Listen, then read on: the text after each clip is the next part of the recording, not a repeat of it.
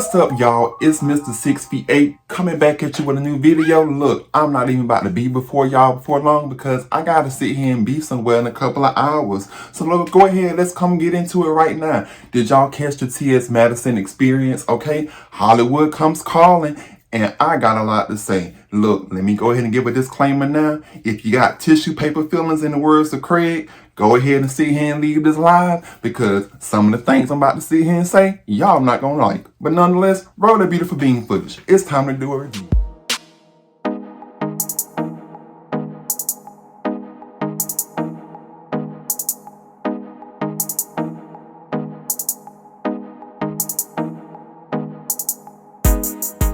So there was a lot to unpack in this episode of episode 2, season 1, the T.S. Madison experience. Now look, the reason why I did not do a review on the first one was because I didn't see the first one. And if I didn't see the first one, it didn't make sense for me to do a review on it, right?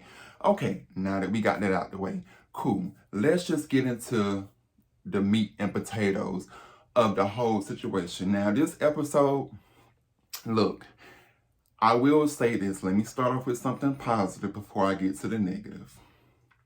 T.S. Madison, I feel like that WeTV definitely would do her justice, and this will be a great look for her in the upcoming future as it pertains to her brand. However, with that being said, if she wants to continue going upward, she gonna have to sit here and get some boundaries set. I'm just saying. Now look, because of the fact that I know a lot of people who roll hard for T.S. Madison, I already know I'm about to get a lot of grief and strife and all kind of other stuff from this video. But that's perfectly fine because, it's lonely being at the top. And sometimes, an unpopular opinion is just that. So with that being said, Allegra said something that really stood out to me.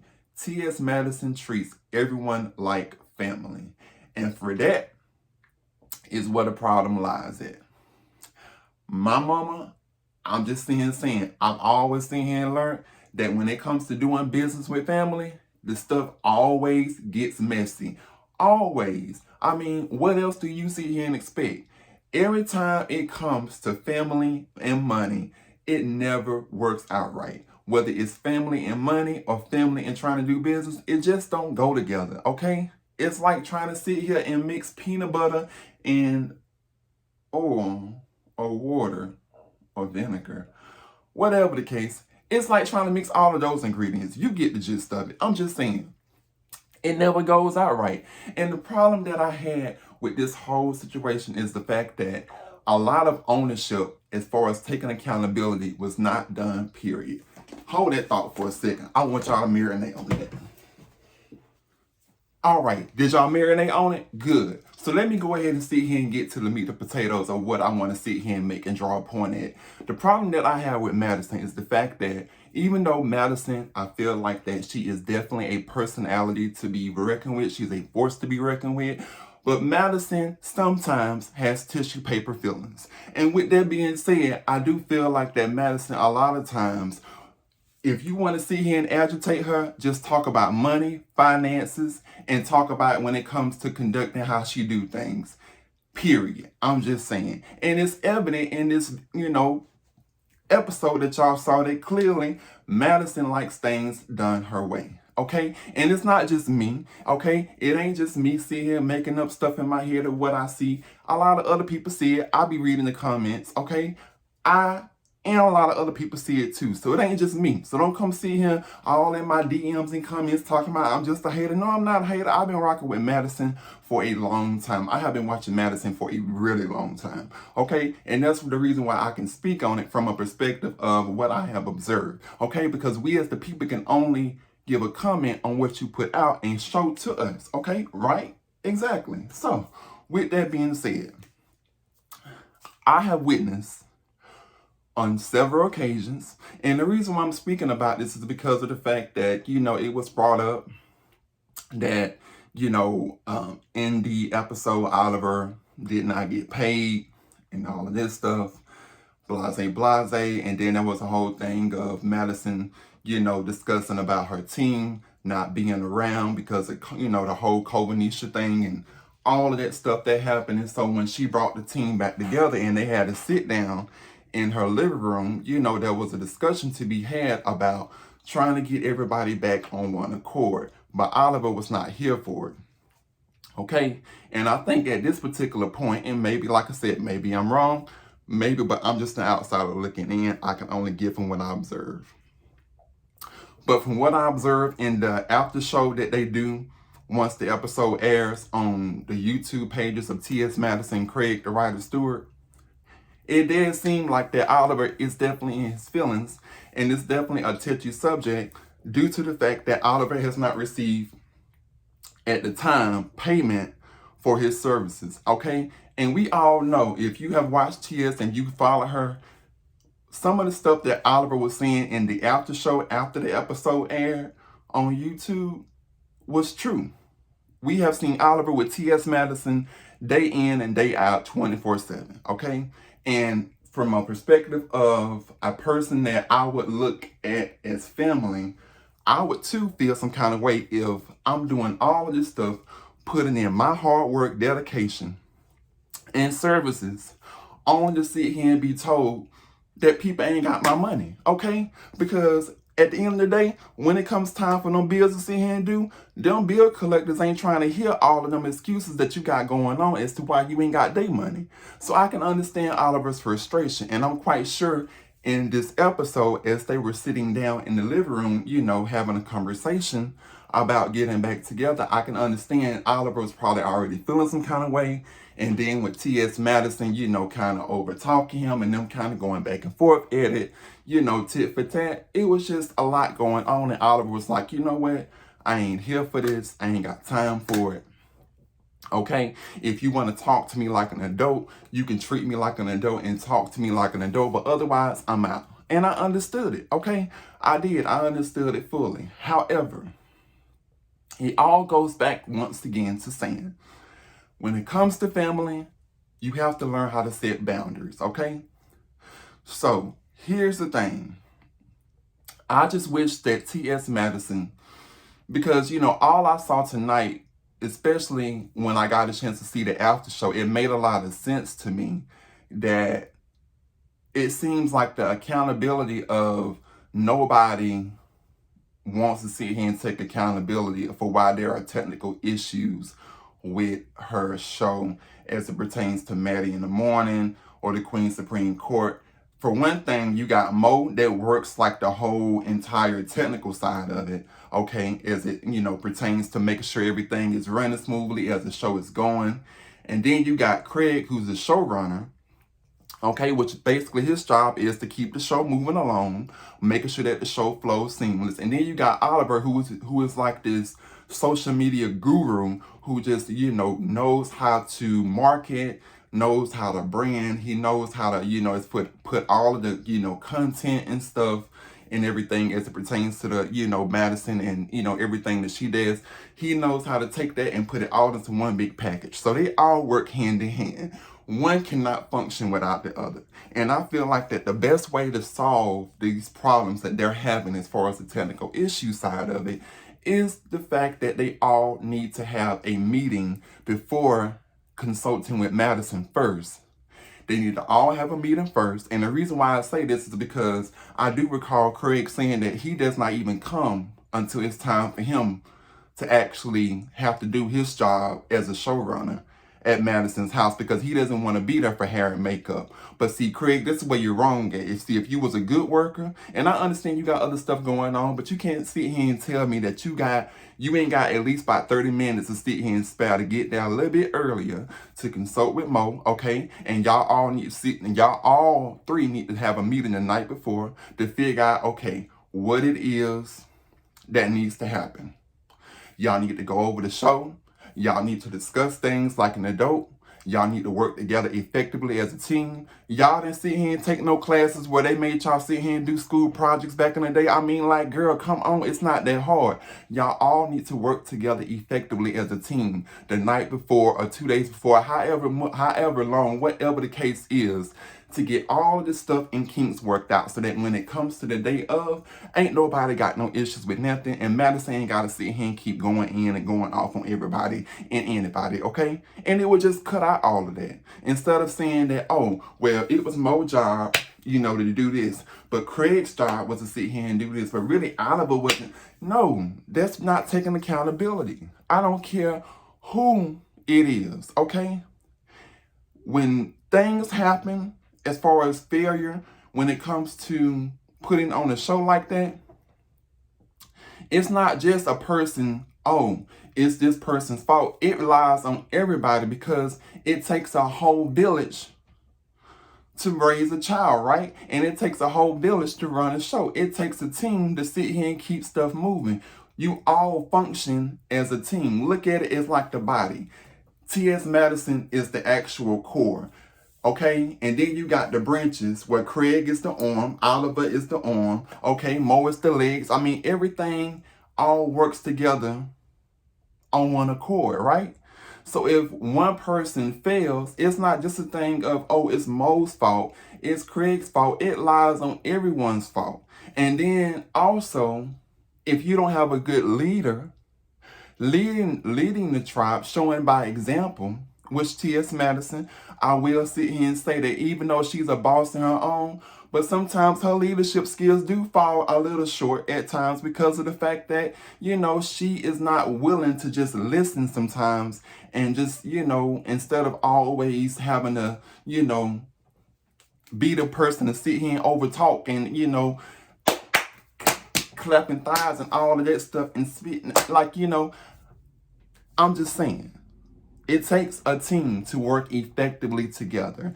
And if your team is not working effectively together as one, the whole show will always continue to have issues because nobody is taking accountability. It starts at the head, and then it ends down at the tail. I'm just sitting here and saying. So that would be my solution, is that they all three need to get together before the show airs.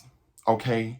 And have some kind of meeting, because it don't seem like that they meet. It seems like that one person just do their job and then they put the work off on the other person after they do their part, and they just say that, oh, well, that's that person's job to sit here and do that. So if he ain't got his ish together, I've done my part. But it don't work like that. We all have to be on one accord. That's not how a brand works at all. Whenever you're trying to run an empire like that, you have meetings for a reason so that everybody can be on one accord, so that when it comes time for those cameras to sit here and turn on, nobody is blindsided, okay? Because we all have an understanding, right?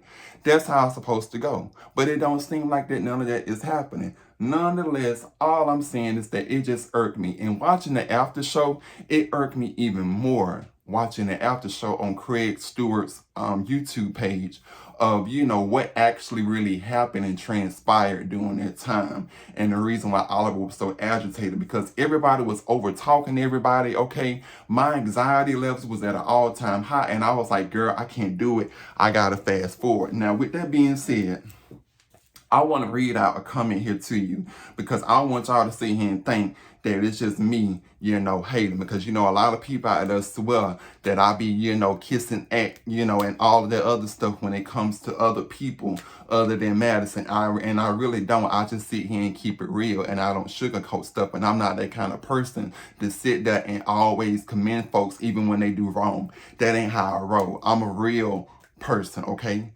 A realist. Okay, that's what it's all about. No shade, no tea. Nonetheless, let me just read out this, because I felt like that this was very profound. So somebody wrote underneath Craig's live, and I want y'all to sit here and see it, so y'all don't think I'm just seeing him making it up. Hold on a second, y'all. Give me a moment. Take a little sip. Okay, y'all see this, right? Y'all see that? Okay. Now, do you see who page is under?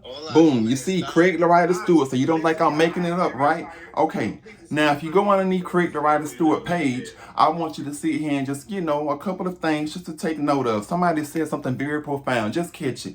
And it says, reading the red writing as they do in the New Testament, starting with, Andre Carr says, woo child, the crosstalk is messing with my anxiety. Seriously though, I love them being authentic. Being vulnerable feels like standing start standing naked in front of the world. It takes a lot of courage to be this transparent. Time to address the elephant in the room. Madison is very sensitive to people thinking that she's broke. Y'all hear that? Okay. So, these conversations surrounding finances trigger her insecurities. She's gone through a lot in the public, which she has, with people negatively commenting on her ability to meet her obligations. She is vulnerable, and regardless of her denials, it truly embarrasses her.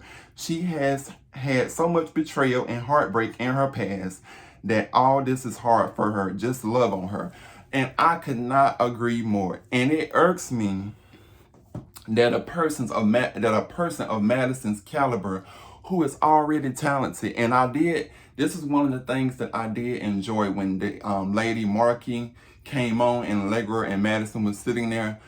It warmed my heart and did me justice to sit here and hear Markey say, stop entertaining the trolls. You don't see Oprah doing it. You don't see Tyler Perry doing it. You don't see Lee Daniels doing it. So why are you doing it? Why is it that every time somebody has something negative to say, you have to entertain it? Everything don't deserve a response, and you cannot get into certain doors. These people that are hating on you in your comments, Madison, they can't walk with you in these certain doors that are set before you, okay, to walk through. So why are you concerned about what they think? Their opinions don't even matter. Hell, my opinion don't even sit here and matter when it comes down to it. I'm just saying. But what irks me the most is that every time somebody challenges you on your finances, it's always an issue. You get really sensitive. And Oliver, even though I do feel like that Oliver sometimes just be doing the most, and I do sometimes feel like that his attitude just kind of be a little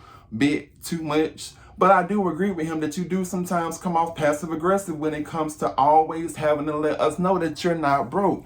We get it. But however, do you see and hear Candy Burris talk about how rich she is or how broke that she's not? No. Do you hear Oprah talking about it? No. It should not always have to be a thing of having to prove to people that you're not broke, okay? We get it, okay? You have sit here and had a long to do career in building an empire and being able to sustain yourself independently. Congratulations, kudos, props. But you do not have to always entertain people and be the one that have to feel like you have to prove something to somebody just to sit here and make it seem like that, oh, I'm doing good, I'm eating good. Because let me sit here and tell you something. A person that really got money, a person that really got finances together, they ain't got to sit here and always talk about price tags and got to sit here and talking about how much they got in the bank and all this other stuff. They ain't got to do all of that. It's not necessary, okay? Because of the fact that they're already secure and confident in who they are, and can't nobody sit here and tell them otherwise, okay? So that's the one thing that I wish Madison would work on. And I wish that she would get her, what they call it, the PR training, or whatever the people that call it, they learn how to teaches you how to deal with stuff like that or how to handle people. I wish she would get somebody on her team like that, because it just really irks me that it's always something that she has to go on social media and defend herself on. You don't owe nobody no explanation at all, period. A person, what the next think of you, don't really sit here and concern you. Just focus on what you got to sit here and do. And that's the one thing that I've always commended her mom, Miss Mary, on telling her that don't be concerned about these people out here. Okay, they ain't paying your bills. They're not sleeping next to you. So why are you concerning yourself with somebody who is not even contributing to your life at all? I'm just saying, it's not even that serious. Let it go. But nonetheless, I thought the episode was really great. I did enjoy watching Madison and Tiffany's polar relationship. I always have felt like that Tiffany and Madison, they both kind of balance each other when it comes to energy.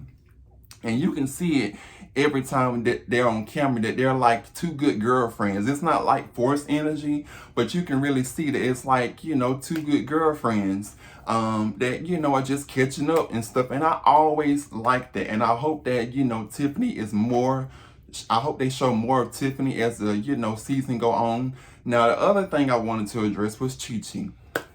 Now, when Allegra mentioned that she don't know what Chi-Chi's role is, she's trying to figure out how that fits in professionally as it pertains to Madison, I could not agree more because, and this is another thing I wanted to touch on. I understand that, it's nothing wrong with being your authentic self. That's what people like. They want to see the real you. However, if you expect to keep going and elevating, I'm just going to keep it 100. All that smoking and stuff that you be seeing here doing, all of that puff passing and, not giving two flying flips. I mean, if that's how you want to roll, then that's fine. But all I'm going to say is that I have not seen it work out yet for people who got that kind of mentality. At some particular point, you got to find a balance. I'm not saying that you can't do it. I'm just saying that there's a time and place for everything. You feel me? Okay. And right now, it's all about trying to get to the check. Okay. Because, from what you've always said on your YouTube, that, you want to build your brand. And I definitely feel like that you have talent for sure. But you cannot go into certain places not having that mentality of where I just don't give a. Like, it don't work like that. And you gotta have that mindset to sit here and be like, okay, let me sit here and try to clean up a little of my image so that I can sit here and be in places amongst other people and living legends and stuff like that as it pertains to, my career and elevating my career. And I definitely feel like that Chi-Chi has a lot to offer, but your mentality just gotta change. I'm just saying, it ain't sitting here and say that you gotta stop what you're doing. You just can't sit here and do it in front of cameras. That's all I'm saying.